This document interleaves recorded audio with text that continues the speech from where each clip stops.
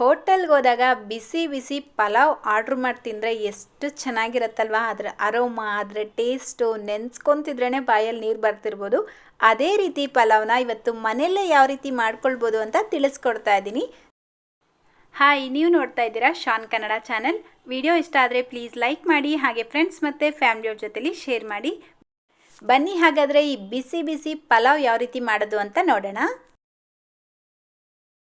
ನಾನಿಲ್ಲಿ ಬಾಸುಮತಿ ಅಕ್ಕಿನ ತೊಳೆದು ಒಂದು 20 ನಿಮಿಷ ಮುಂಚೆ ನೆನೆಸಿಟ್ಕೊಂಡಿದ್ದೀನಿ. ಈ ಗ್ಲಾಸಲ್ಲಿ 2 ಗ್ಲಾಸ್ ಅಕ್ಕಿ ತೊಗೊಂಡಿದ್ದೀನಿ, ಅಂದರೆ ಅರ್ಧ kg ಅಕ್ಕಿ ತೊಗೊಂಡಿದ್ದೀನಿ. ಬಾಸುಮತಿ ಅಕ್ಕಿಗೆ ಬದಲಾಗಿ ನೀವು ನಾರ್ಮಲ್ ಸೋನಾ ಮಸೂರಿ ಅಕ್ಕಿ ಬೇಕಿದ್ರೂ ಯೂಸ್ ಮಾಡ್ಬೋದು. ಗ್ಯಾಸ್ ಮೇಲೆ ಒಂದು ಪ್ಯಾನ್ ಇಟ್ಕೊಂಡು 1 ಟೀ ಸ್ಪೂನ್ ಎಣ್ಣೆ ಹಾಕ್ಕೊಳ್ಳಿ. ಎಣ್ಣೆ ಬಿಸಿ ಆದಮೇಲೆ ಒಂದು 10 ಎಸಳು ಬೆಳ್ಳುಳ್ಳಿ, 2 ಇಂಚು ಹಸಿ ಶುಂಠಿ ಹಾಕ್ಕೊಂಡು ಫ್ರೈ ಮಾಡ್ಕೊಳ್ಬೇಕು. ಕೆಲವರು ಪಲಾವ್ಗೆ ರುಬ್ಬಿರೋ ಅಂಥ ಶುಂಠಿ ಬೆಳ್ಳುಳ್ಳಿ ಪೇಸ್ಟ್ ಹಾಕ್ಕೊಳ್ತಾರೆ. ಶುಂಠಿ ಬೆಳ್ಳುಳ್ಳಿ ಪೇಸ್ಟ್ ಹಾಕೋ ಬದಲು ಈ ಥರ ಶುಂಠಿ ಬೆಳ್ಳುಳ್ಳಿನ ಫ್ರೈ ಮಾಡಿಬಿಟ್ಟು ಹಾಕಿ ನೋಡಿ, ಚೆನ್ನಾಗಿರುತ್ತೆ. ಇದಕ್ಕೇನೆ ಈಗ 1 ಹಿಡಿಯಷ್ಟು ಫ್ರೆಶ್ ಆಗಿರುವಂಥ ಪುದೀನ ಎಲೆಗಳು, ಹಾಗೆಯೇ ಫ್ರೆಶ್ ಆಗಿರುವಂಥ ಕೊತ್ತಂಬರಿ ಸೊಪ್ಪು 1 ಹಿಡಿ ಹಾಕ್ಕೊಂಡು ಫ್ರೈ ಮಾಡ್ಕೊಳ್ಬೇಕು. ಹಾಗೆ ಇದ್ರ ಜೊತೆಗೆ ಒಂದು 7 ರಿಂದ 8 ಹಸಿಮೆಣಸಿನ್ಕಾಯಿನೂ ಹಾಕ್ಕೊಂಡು ಫ್ರೈ ಮಾಡ್ಕೊಳ್ತಾ ಇದ್ದೀನಿ. ನೀವು ಖಾರ ಜಾಸ್ತಿ ಇಷ್ಟಪಡ್ತೀರಾ ಅಂದರೆ ಹಸಿಮೆಣಸಿನ್ಕಾಯಿ ಜಾಸ್ತಿ ಹಾಕ್ಕೊಳ್ಳಿ, ಅಥವಾ ಕಡಿಮೆ ಬೇಕಿದ್ದರೂ ಕಡಿಮೆ ಹಾಕ್ಕೊಳ್ಳಿ. ನೋಡಿ, ಇದೆಲ್ಲನೂ 1 ನಿಮಿಷ ಚೆನ್ನಾಗಿ ಫ್ರೈ ಮಾಡಿಬಿಟ್ಟು ಈಗ 2 ಟೇಬಲ್ ಸ್ಪೂನಷ್ಟು ಹಸಿ ತೆಂಗಿನಕಾಯಿನೂ ಹಾಕ್ಕೊಂಡು ಫ್ರೈ ಮಾಡ್ಕೊಳ್ತಾ ಇದ್ದೀನಿ. ತೆಂಗಿನಕಾಯಿ ಜಾಸ್ತಿ ಹಾಕ್ಕೊಳ್ಬೇಡಿ, 2 ಟೇಬಲ್ ಸ್ಪೂನ್ ಹಾಕ್ಕೊಂಡ್ರೆ ಸಾಕು. ಅರ್ಧ kg ಅಕ್ಕಿಗೆ ನಾನಿಲ್ಲಿ ತಿಳಿಸ್ಕೊಡ್ತಾ ಇರೋದು. ನೀವು ಜಾಸ್ತಿ ಮಾಡೋ ಹಾಗಿದ್ರೆ ಜಾಸ್ತಿ ಹಾಕ್ಕೊಳ್ಳಿ. ತೆಂಗಿನಕಾಯಿ ಹಾಕಿಬಿಟ್ಟು ಜಸ್ಟ್ 1 ಸೆಕೆಂಡ್ ಫ್ರೈ ಮಾಡಿ ಗ್ಯಾಸ್ ಫ್ಲೇಮ್ನ ಆಫ್ ಮಾಡ್ಕೊಳ್ಳಿ. ಇದು ಪೂರ್ತಿಯಾಗಿ ತಣ್ಣಗಾದ್ಮೇಲೆ ಒಂದು ಮಿಕ್ಸಿ ಜಾರ್ಗೆ ಹಾಕ್ಕೊಂಡು ಸ್ವಲ್ಪ ನೀರು ಸೇರಿಸಿ ನುಣ್ಣಗೆ ರುಬ್ಕೊಳ್ಬೇಕು. ನೋಡಿ, ಈ ರೀತಿ ರುಬ್ಬಿಟ್ಕೊಳ್ಳಿ. ಈಗ ಗ್ಯಾಸ್ ಮೇಲೆ ಒಂದು ಕುಕ್ಕರ್ ಇಟ್ಕೊಂಡು 3 ಟೇಬಲ್ ಸ್ಪೂನ್ ಎಣ್ಣೆ ಹಾಕ್ಕೊಳ್ಳಿ. ಎಣ್ಣೆ ಚೆನ್ನಾಗಿ ಬಿಸಿ ಆದಮೇಲೆ 2 ಬಿರಿಯಾನಿ ಎಲೆ, 1 ಸ್ಟೋನ್ ಹೂವು, 1 ಪೀಸ್ ಚಕ್ಕೆ, 4 ಲವಂಗ, 2 ಮರಾಠ ಮೊಗ್ಗು, 2 ಏಲಕ್ಕಿ, 1 ಸ್ಟಾರ್ ಹೂವು, ಹಾಗೆ ಸ್ವಲ್ಪ ಸೋಂಪು ಹಾಕ್ಕೊಂಡು ಫ್ರೈ ಮಾಡ್ಕೊಳ್ತಾ ಇದ್ದೀನಿ. ಈಗ ಈರುಳ್ಳಿ ಹಾಕ್ಕೊಳ್ತಾ ಇದ್ದೀನಿ. ನೋಡಿ, ಈ ರೀತಿ ಉದ್ದುದ್ದಕ್ಕೆ ಕಟ್ ಮಾಡಿರುವಂಥ ದೊಡ್ಡ ಸೈಜಿಂದು 2 ಈರುಳ್ಳಿನ ಹಾಕ್ಕೊಂಡು ಫ್ರೈ ಮಾಡ್ಕೊಳ್ಬೇಕು. ಈರುಳ್ಳಿ ತುಂಬ ಡಾರ್ಕ್ ಕಲರ್ ಮಾಡ್ಕೊಳ್ಬಾರ್ದು. ಲೈಟಾಗಿ ಈರುಳ್ಳಿ ಟ್ರಾನ್ಸ್ಪರೆಂಟ್ ಆಗಿದ ತಕ್ಷಣ ಇದಕ್ಕೆ ತರಕಾರಿಗಳನ್ನ ಹಾಕ್ಕೊಳ್ಬೇಕು. ನಾನಿಲ್ಲಿ ಬೀನ್ಸ್, ಕ್ಯಾರೆಟು, ಹೂಕೋಸ್, ಹಾಗೆಯೇ ಹಸಿ ಬಟಾಣಿನೂ ಹಾಕ್ಕೊಳ್ತಾ ಇದ್ದೀನಿ. ನೀವು ಬೇರೆ ವೆಜಿಟೇಬಲ್ಸ್ ಯಾವುದಾದ್ರೂ ಬೇಕಿದ್ದರೂ ಹಾಕ್ಕೊಳ್ಬೋದು. ತರಕಾರಿ ಹಾಕ್ಕೊಂಡ್ಮೇಲೆ ಐ ಫ್ಲೇಮಲ್ಲೇ ಒಂದು 3 ನಿಮಿಷ ಆದರೂ ಫ್ರೈ ಮಾಡ್ಕೊಳ್ಬೇಕು. ತರಕಾರಿ ಎಣ್ಣೆಯಲ್ಲಿ ಈ ರೀತಿ ಫ್ರೈ ಮಾಡಿದ್ರೆ ತಿನ್ನಬೇಕಾದ್ರೆ ತರಕಾರಿ ಟೇಸ್ಟು ಚೆನ್ನಾಗಿರುತ್ತೆ. ಒಂದು 3 ನಿಮಿಷ ಫ್ರೈ ಮಾಡಿಕೊಂಡು ಈಗ ಟೊಮೆಟೊ ಹಾಕ್ಕೊಳ್ತಾ ಇದ್ದೀನಿ. ಮೀಡಿಯಮ್ ಸೈಜ್ದು 2 ಟೊಮೆಟೊನ ಹಾಕ್ಕೊಳ್ಬೇಕು.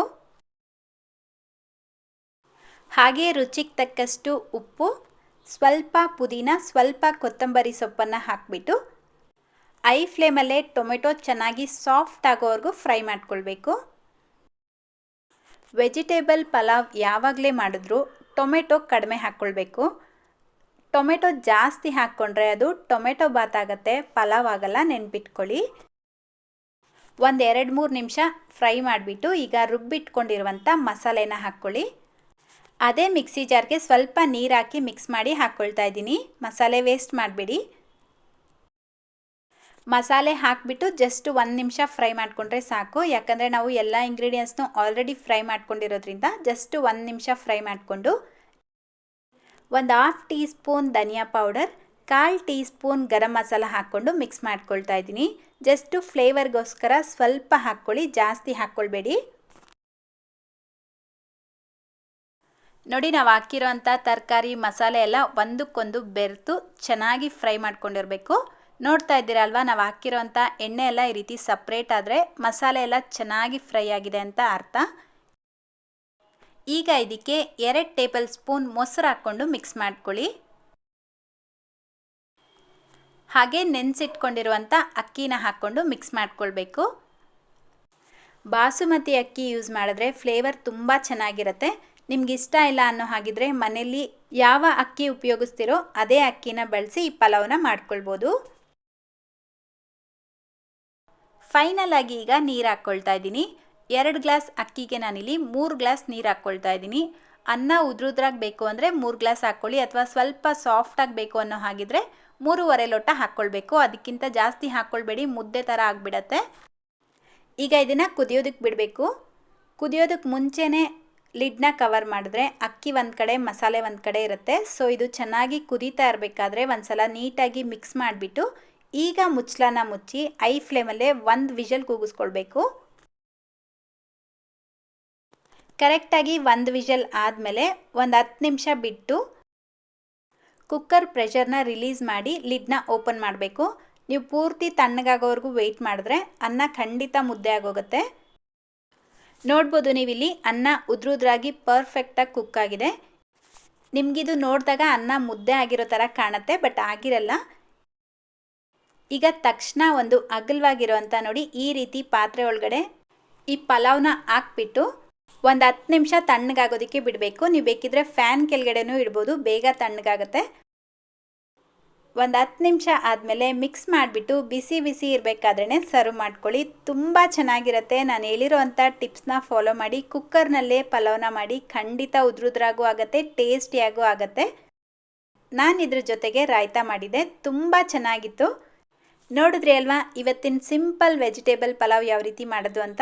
ಇಷ್ಟ ಆಯಿತಾ?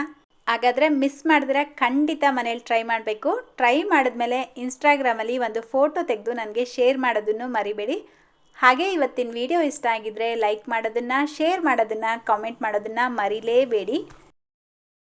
ನೀವಿನ್ನೂ ನನ್ನ ಫೇಸ್ಬುಕ್ ಪೇಜ್ನ ಫಾಲೋ ಮಾಡ್ತಾ ಇಲ್ಲ ಅಂದರೆ ಡಿಸ್ಕ್ರಿಪ್ಷನಲ್ಲಿ ಲಿಂಕ್ ಕೊಟ್ಟಿರ್ತೀನಿ, ಪ್ಲೀಸ್ ಅಲ್ಲೂ ಫಾಲೋ ಮಾಡಿ.